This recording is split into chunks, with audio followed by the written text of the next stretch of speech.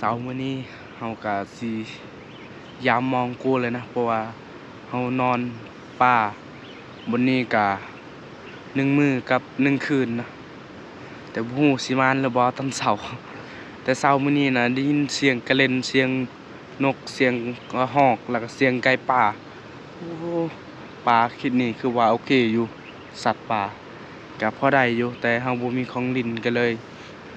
ตื่นสวยแน่ตอนนี้ก็ประมาณ 6:00 นปลายเฮาก็สิดังไฟพิงไฟให้อุ่นก็โตจังสิพากันไปยามหม่องเสียงไก่ป่าคัน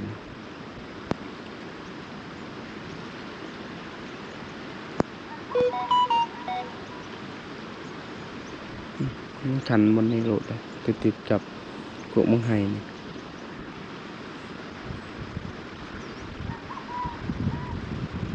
คันทักเลย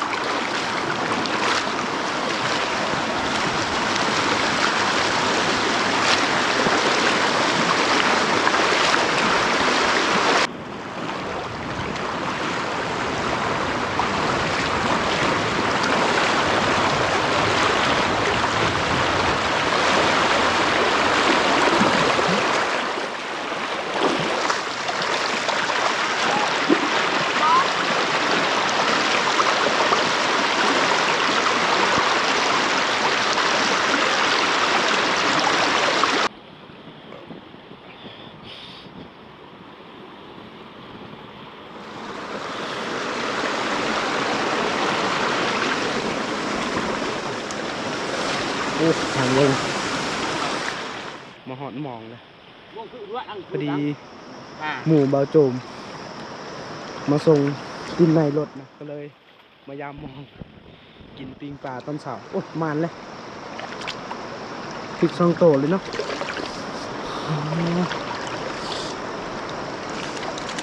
ปลาอะไรยัดเลยแกลูกปลาเข่งแต่มันน้อย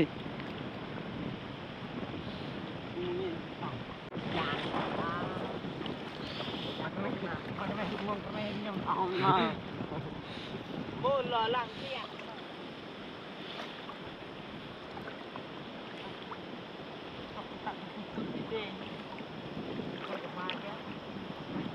Nè. ถือบ่ถือบ่ถือเลยข้างหน้าปลาคือปลาเมื่อคืนนี้จับปลายัง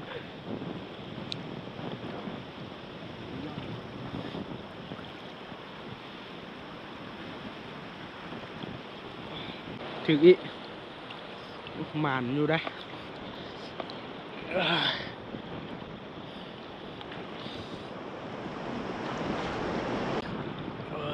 นี่ได้ประกาศถืออีโอ้หมานได้หมานตอนเสาร์ได้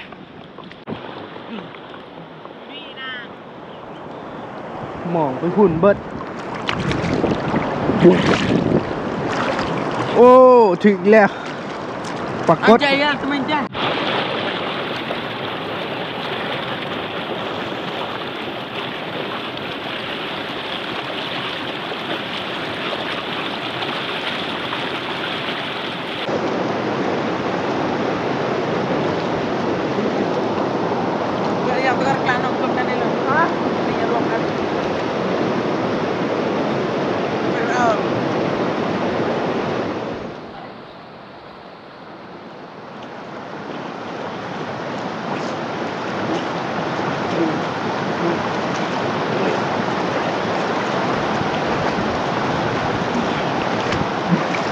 อ๋อ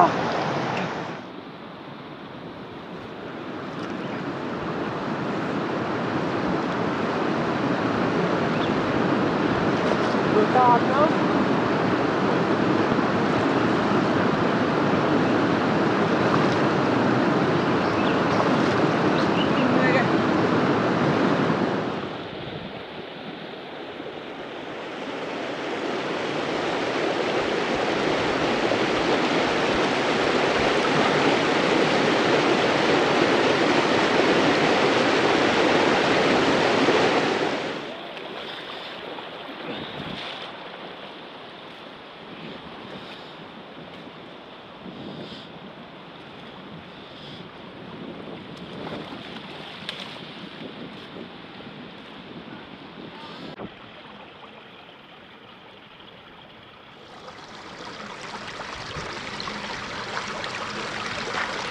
ยามมองก็เบิดเรียบร้อยแล้ว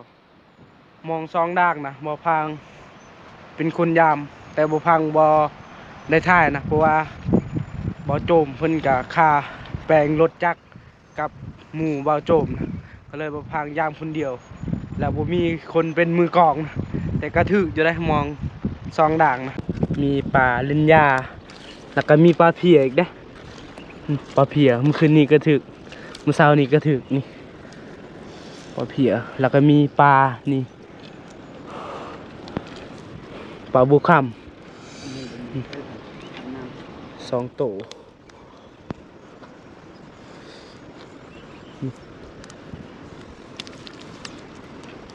นี่ปลานี่ปลาไหลไก่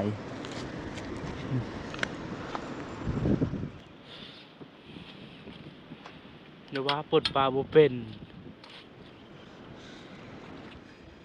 ปลาใหญ่ปลดไว้นี่บ่ได้ปลาใหญ่ตรงหาทางมันเข้ามองนี่กะพอได้อยู่ได้ปลาแต่บ่พังบ่นับบ่ฮู้ปลามีจักโตนะนับเบิ่งก่อน1ปลาจาด2ปลานาม3ปลากด4ปลาจาด5จักปลายังนี่มันคือกันกับปลาเพียแต่บ่แม่นปลาเพียเด้อดำคือกันเลยลูกปลาเข่งอันนี้ก็มีอยู่ได้ปลาเข่งยังน้อยนะถึงมองโป่มองนี่แหละนี่จักปลายังปลานี่ก็มันนะ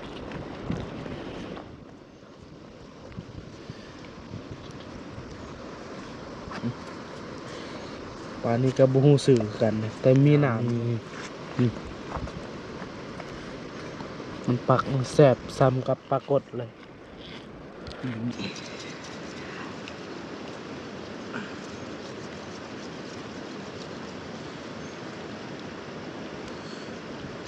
สังเกตเลยอาการเนี่ยเต็มโปรแล้ว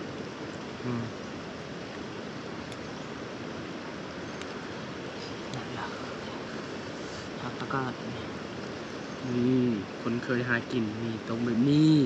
นี่เห็นว่านี่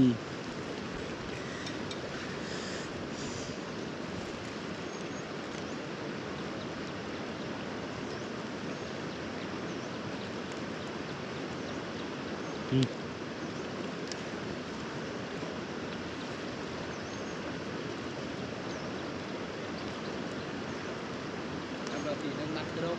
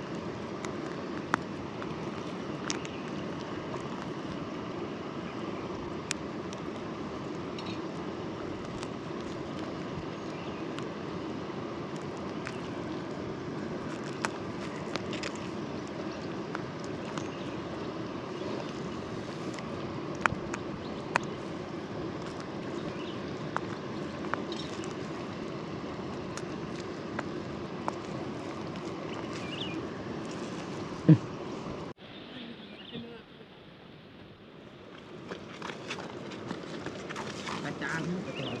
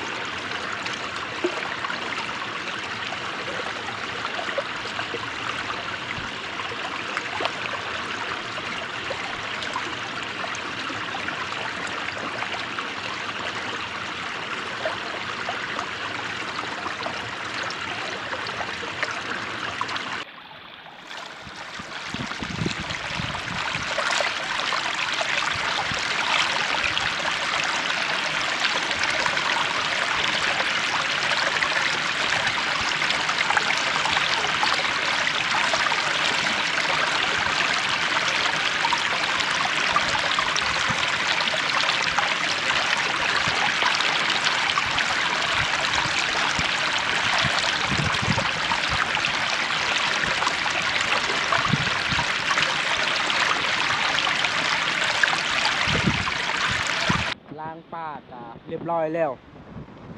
เฮาก็เก็บเครื่องเก็บของสิเดินทางเมื่อบ้านตอนนี้ก็ประมาณ 9:00 นปลายแล้วยังบ่ทันกินข้าวเช้านะเฮาก็สิเมื่อกินข้าวอยู่บ้านไก่ซ่อนประมาณ 1:00 นเฮาก็สิมาพี่อีกเฮาก็สินอนต่อนะเพราะว่าอยู่บ้านก็บ่มีเวียกเฮ็ดอีกอย่างนะบ่พางมักอยู่ป่าก็เลยนอนต่อมีหมู่คนหนึ่งนะมาเพิ่มอีกหาใส่มองตอนแรงๆมองนะก็คือว่าโอเคอยู่ใส่มองก็ม่านอยู่ป่าพอได้อยู่พอได้ปิ้งมีแต่ทารุ่นตอนแรกอีกว่าเฮาสิใส่เท่าใดอีกมองนะติดตามกัน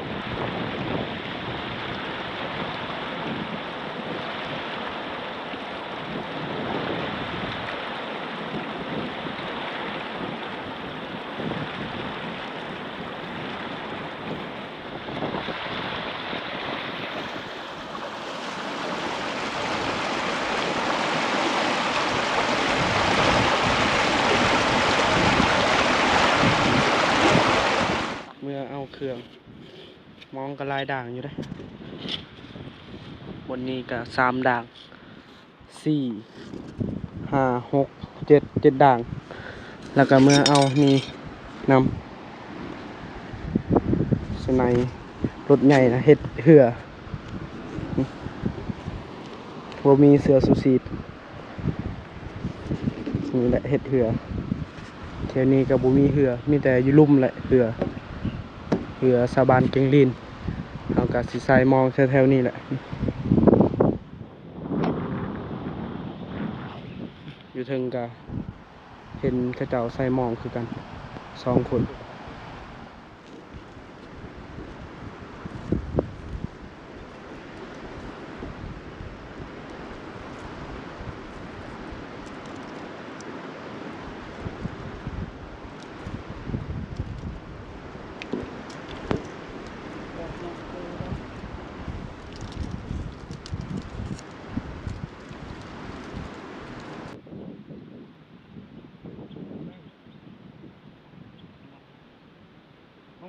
lại phần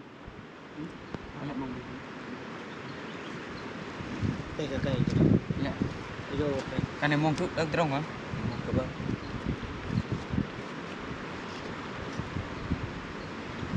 sáng ức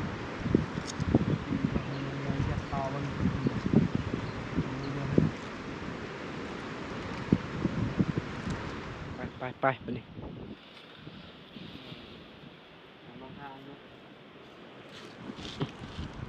ในมุงอ่ะมุกปลาเนี่ยตาในกล่องคนไหนครับมุกปลาในตากล่องไหนมุงเปลวตาไว้มุงเปลวปลาไปได้หนึ่งปัดเด้อ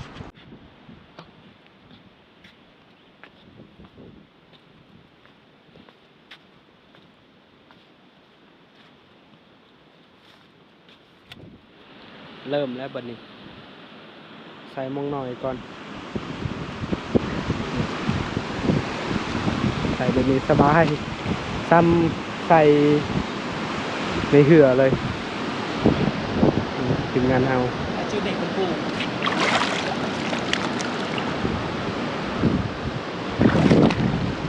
แต่ก็ยังบุครบนะทีมงานเฮายังบุครบเบาโจมลาวนะยังเมื่อนึ่งเข่า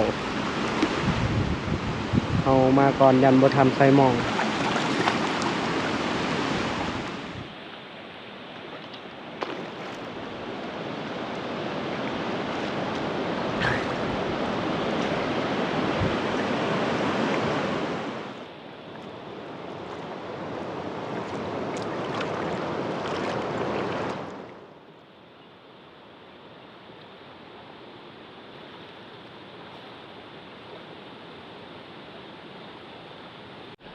ใส่แล้วดังหนึ่งเราก็สิใส่ดังที่สองอีก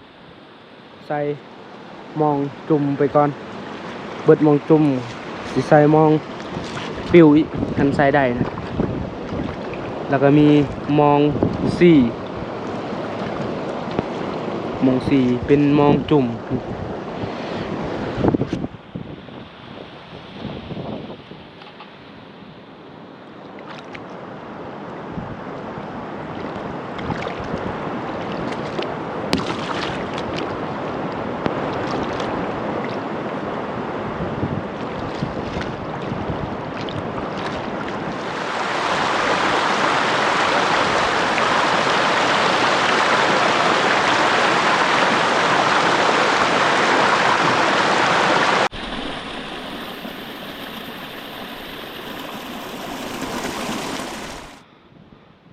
บางไห้โยเต็มกุกเลยยังดกไปเลยเมื่อเช้านี้นะได้ยินเสียงไก่ป่าเสียงกระหอกเบิ่งกุกนี่กุกก็สูงเติบอยู่เลยแถวนี้นะมีแต่กุกนี่แหละสูงกว่าหมูนะแต่นี่บางไห้นะเต็มบางไห้ยังไม่ทันสุกนะเดี๋ยวเบิ่งก่อนมีเนื้อกิน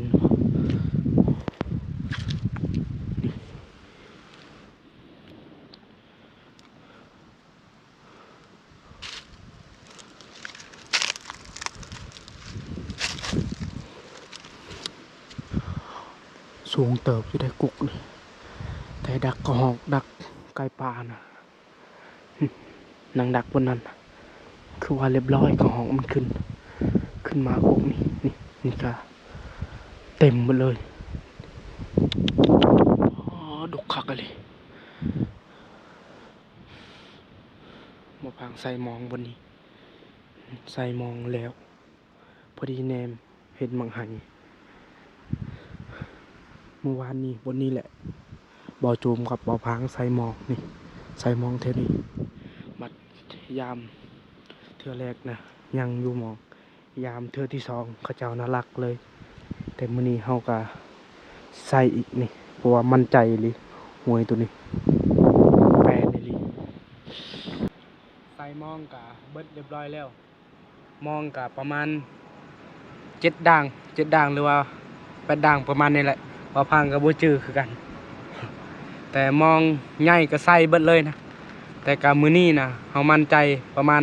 80% เมื่อวานนี้ก็บ่อยากมั่นใจแน่มื้อนี้เฮามานำกันอยู่4คนแต่ประมาณ 8 โมงเฮาก็สิลงไปยามมองนะ จังใดก็ถ้าติดตามนำกันว่าสิมานหรือบ่นะ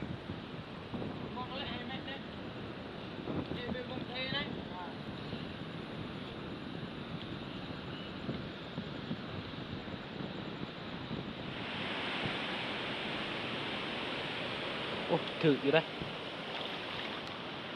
ถึกปรากฏ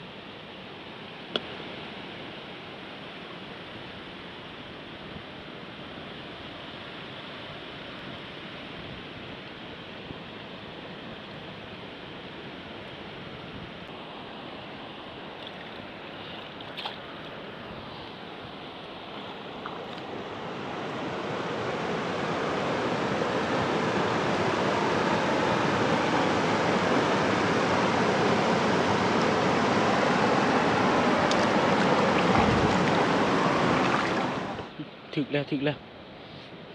ให้อ้ายเพิ่นปิด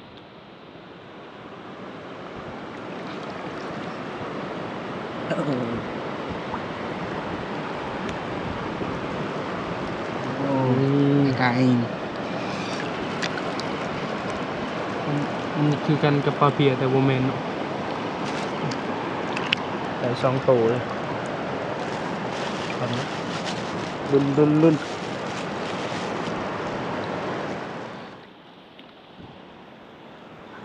โอ้ยนี่ถึกอีกโอ้ปลาไหลไก่เนาะใหญ่อยู่เด้อ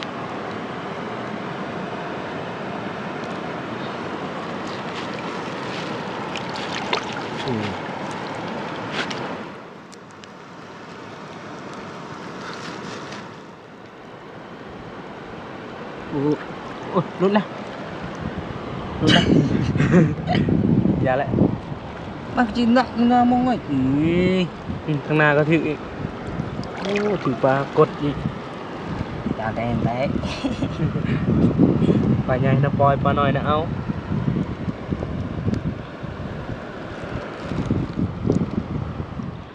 ถึกปลากดอีก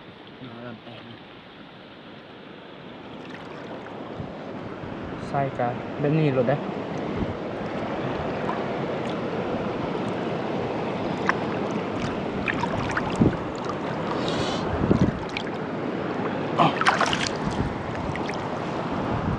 ถึกอีกโอ้ยอีกนี่ว้าย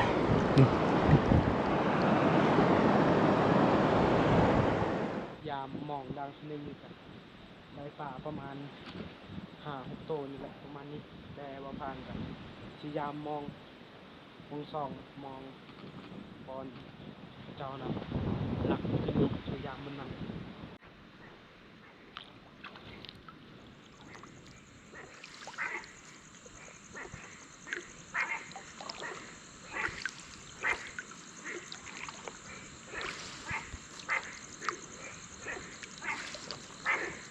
ลูกปลาเค็งลูกปลากดว่าขอโทษนะ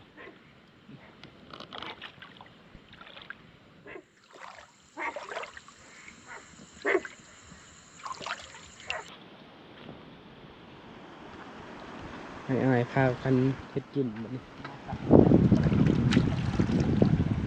ผู้นี้ก็สิซอยจำปลามีอยู่3ตัวปลาแล้วก็ปลาหน่อยปล่อยปลาหน่อยกินแล้วก็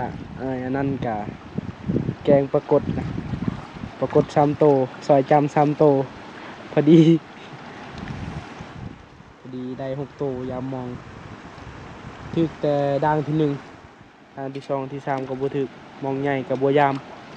บ่ได้มันเลิกอีหลี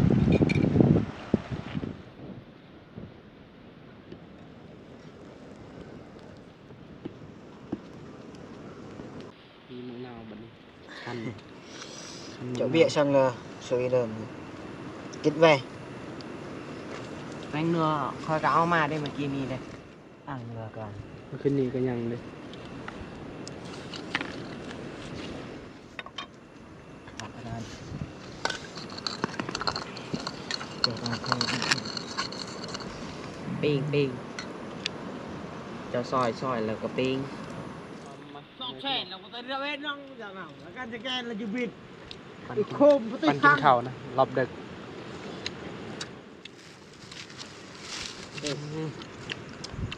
กินยังไม่ฉัน thì nó chưa lọc năm iPhone 16 vịt cùn nào tội bạt doan ป่าเท่าไหร่พยายามมองช่องเถื่อพยายามมันกำลังปันกินข้าวอีก